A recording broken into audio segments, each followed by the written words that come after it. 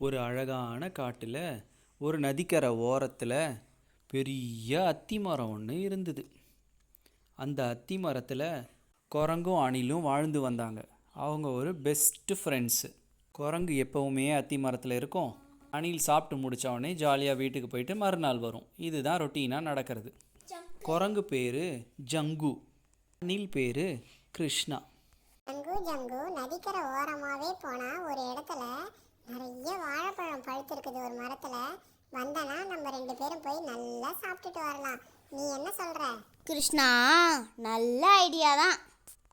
இங்கேருந்து இறங்கி போய் அவ்வளோ தூரம் நடந்து போய் சாப்பிட்டுட்டு இங்கே வரத்துக்குள்ளே பொழுது விழிஞ்சிடும். அதனால நான் வரல. ரைட்டு விடு, நான் போய் சாப்பிட்டுட்டு உனக்கு முடிஞ்சால் கொஞ்சம் கொண்டு வரேன். இவங்க 2 பேரும் சுவாரஸ்யமாக பேசிகிட்டு இருக்க திடீர்னு ஆத்தங்கரை ஓரத்துலேருந்து ஒரு முதல்ல எட்டி பார்த்துச்சு குரங்க.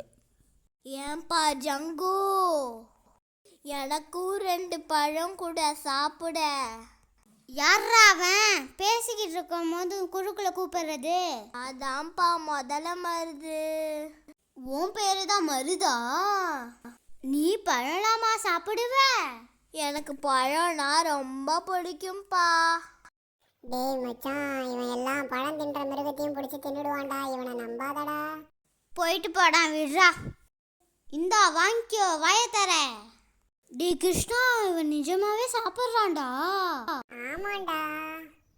இன்னும் கொஞ்சம் போடு ஜக்கு. நல்லா இருக்கு, எல்லாம் நல்லா இருக்கு ஜக்கு. ரொம்ப தேங்க்ஸ் ஜக்கு. இப்போதான் வயிறு ரொம்பற மாதிரி இருந்துச்சு. இவ்வளோ டேஸ்டான பழத்தை நான் இப்போதான் சாப்பிட்றேன். நான் உன் ஃப்ரெண்ட் ஆகிடவா? ஓகே, டெய்லி வா, உனக்கு நான் பழம் தரேன். அப்போ நான் கிளம்புறேன் ஜகு. பாய் பாய். டேய், இவங்கிட்ட எதுக்கும் நீ உஷாராயிரு. ஒரு நாள் இல்லை ஒரு நாள் உன்னை பிடிச்சி தின்னுடுவான் இல்லைனா. ஏய், நான் ஏன்டா கீழே போகிறேன் அவன்கிட்ட? சரிடா, நான் வீட்டுக்கு போகிறேன். எதனாலும் நாளைக்கு வந்து பேசுவோம். பாய் பாய். ஓகே, பாய் பாய், நாளைக்கு வா. மறுநாள் காலையில் வழக்கம் போல் குரங்கு மரத்தில் உட்காந்து வேடிக்கை பார்த்து நின்றுச்சு. என்ன விடிஞ்சு இவ்வளோ நேரம் ஆகுது? மருதையும் காணும், கிருஷ்ணாவையும் காணும். இதோ வந்துட்டேன் மச்சி. என்ன யாரை தேடிக்கிட்டு இருக்க காலையில்? அது ஒன்றும் இல்லை, நேற்று வந்தாலும் மருது. நான் ஒன்றும் காலை காணும். வாயேன், அப்படி எங்கேயாவது காலார நடந்து போயிட்டு வரலாம். இல்லைடா, முக்கியமான ஆளுக்காக நான் வெயிட் பண்ணிட்டு இருக்கேன். நீ போ. நீ யாருக்காக வெயிட் பண்ணுறேன்னு எனக்கு தெரியும். ஒரு நாள் இல்லை ஒரு நாள் உன்னை அவன் தின்னுடுவான். அவன்கிட்ட ஜாக்கிரதையா இரு. பாய் பாய். என்ன இவ்வளோ நேரம் ஆகி இவனை காணும்? வருவானா வரமாட்டானான்னு தெரியலையே. அதோ வரான். நண்பா வா நண்பா. என்ன லேட்டாக வர? என்ன பழம் சாப்பிட்றியா? போடு நண்பா, அதுக்காக தான் வந்திருக்க. இந்தா வாங்கிக்கோ, சாப்பிடு. வயிறு ரொம்ப வரைக்கும் சொல்லு, போட்டுனே இருக்கேன். சூப்பர் நண்பா, இன்னும் நிறையா போடு. இந்தா சாப்பிடு. நான் வயிறு ரொம்பிடுச்சு நண்பா, வீட்டுக்கு போயிட்டு வரேன். நண்பா, ஒரு சின்ன விஷயம். மனைவிக்கு 2 குத்து தாய. இந்தா, இதை எடுத்துட்டு போய் உன் மனைவி கிட்ட கொடு. ரொம்ப நன்றி நண்பா. நல்லது, போயிட்டு வா நண்பா. முதல்ல அந்த நதிக்கரையை கடந்து எல்லா பழத்தையும் எடுத்து போய் அவங்க பொண்டாட்டிக்கு கொடுத்துச்சு. சுவையான அத்தி பழத்துக்க சாப்பிடு. அப்படியா? காட்டுங்க, சாப்பிட்டு பார்ப்போம். ஆமாங்க, பழம் வேற லெவலில் டேஸ்ட்டாக இருக்குதுங்க. என் நண்பன் டெய்லி கொடுப்பான்.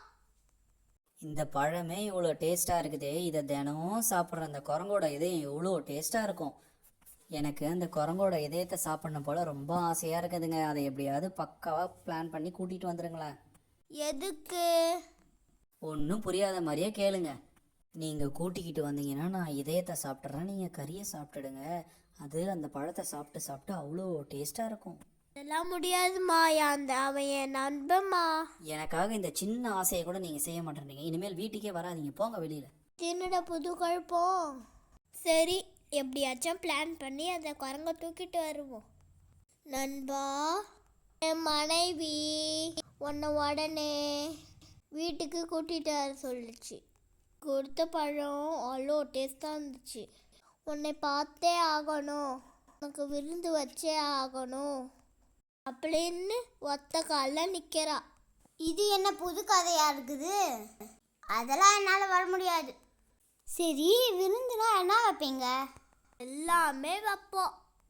எல்லாமேனா ஸ்வீட்டும் வைப்பீங்களா? கண்டிப்பாக வைப்போம். சரி, எனக்கு நீச்சல் தெரியாது, நான் எப்படி வர்றது? நீ என் முதுகு மேலே ஏறிக்கோ, நானே கூட்டிகிட்டு வந்து விட்டுறேன். அப்படியே சொல்ற? தண்ணி மேலேயே சவாரி, நல்ல வயல் நீரையே சாப்பாடு, நல்லா தான் இருக்கு. போய் தான் பார்ப்போம். சரி வா, நம்ம போகலாம். 2 கொத்து பழத்தை எடுத்துக்கின்னு முதுகில் ஏறி உக்காந்துக்குச்சு. தண்ணியில் சவாரி பண்ணுறதும் தண்ணி சுகம்தான்.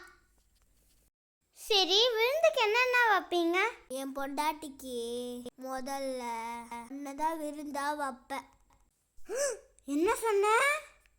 என் பொண்டாட்டிக்கு உன் இதயத்தை சாப்பிடணுன்னு ரொம்ப ஆசை. அதனால தான் நான் உன்னை கூட்டிக்கிட்டு போகிறேன். மச்சான், அவனை நம்பாத. என்னைக்கா இருந்தாலும் அவன் உன்னை பிடிச்சி தின்னுடுவான். ஜாக்கிரதையா இரு அவன்கிட்ட. உன்னை நம்பி தானடா ஏறி உட்காந்து இப்படி பண்ணிட்டியேடா நீ. குரங்கும் எவ்வளோ பேசி பார்த்துச்சு, ஒன்றும் நடக்கலை. அது சரி, உன் பொண்டாட்டிக்கு இதயத்தை தானே கொடுக்கணும்னு சொன்னேன். ஆமாம், அதை நீ அங்கேயே சொல்லியிருக்கலாம்ல. ஏன் இப்போ என்னாச்சு? என் இதயத்தை கொடுக்க எந்த பிரச்சனையும் இல்லை எனக்கு. ஆனால் என் இதயத்தை நான் மரத்து மேலே டப்பாவில் வச்சுருக்கேன். சொல்லியிருந்தா கையோடு எடுத்துகிட்டு வந்திருப்பேன்ல. இப்போ என்ன பண்ணுறது? இப்போ திரும்பி போ, சட்டுன்னு எடுத்துகிட்டு வந்துடலாம். இப்படியா சொல்கிற? சரி வா போகலாம். குரங்கு அமைதியாக உக்காந்துன்னு வந்துச்சு. மரத்தாண்டை வந்து இறக்கி விட்டவொடனே ஓடி போய் மரத்து மேலே ஏறிச்சு. சீக்கிரம் போய் இதயத்தை எடுத்துட்டு வா. போடா முட்டாள் பயலே, இதயத்தை தனியாக எடுத்துட்டா யாராச்சும் உயிரோடு இருக்க முடியுமாடா? உன் மண்டையில் கண்ணும் காதும் மட்டும்தான் இருக்கு போல இருக்கு. மூளை கொஞ்சம் கூட இல்லை போல இருக்கு. போண்டா மாதிரி முட்டைக்கண்ணை வச்சுக்கிட்டு எனக்கு பிளான் போடுற நீ. ஓடிடு. இந்த பக்கத்தில் நான் பார்த்த வந்தேன், கண்ணனோடி காக்காவுக்கு போட்டுருவேன். ஓடிடு, இதான் உனக்கு லாஸ்ட் வார்னிங். அப்பப்பா, கொஞ்ச நேரத்தில் இவன் நம்மளை தின்னுட்டு இருப்பான். முட்டா பையனா அந்த வசதி தப்பிச்சுக்கிட்டோம்.